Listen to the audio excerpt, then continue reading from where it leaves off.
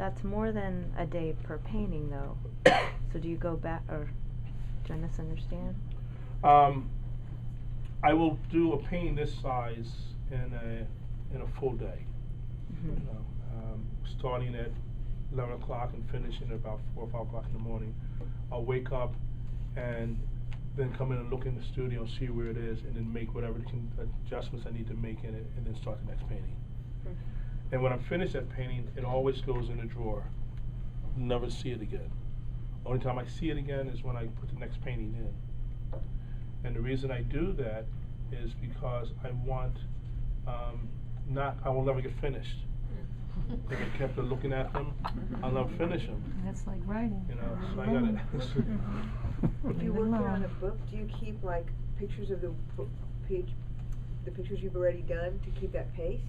I mean, do you, or you already just know? I just know. I start the first painting, because if you look at my books, none of them are alike. And so I will start, this painting is going to have this feeling. And that's why I have to paint straight through. I can't paint 3 hours a day, go, can't do it that way. Once I have it in my mind that every painting is going to look like the first one I did, then I need to go forward. I have that message in my head. How often do you go back and refer to the text, or do you essentially memorize it, or do you? No, when I'm getting ready to do the next painting, I'm reading the text and making sure I have everything in it that I need to feel.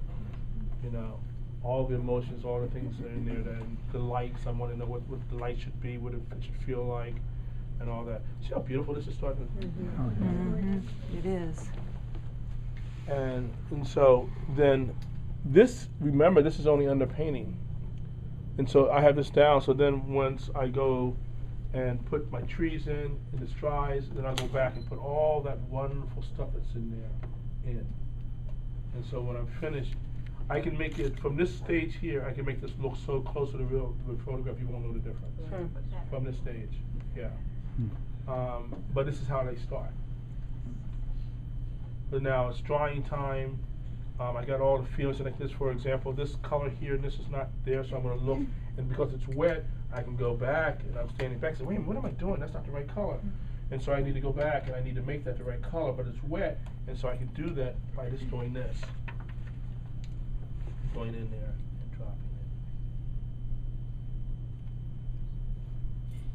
So do we assume you never wear a scarf when you paint? No, actually I do. You do? Yeah. Do you ever zoom in? It keeps me cool. Get a few scarf brush marks?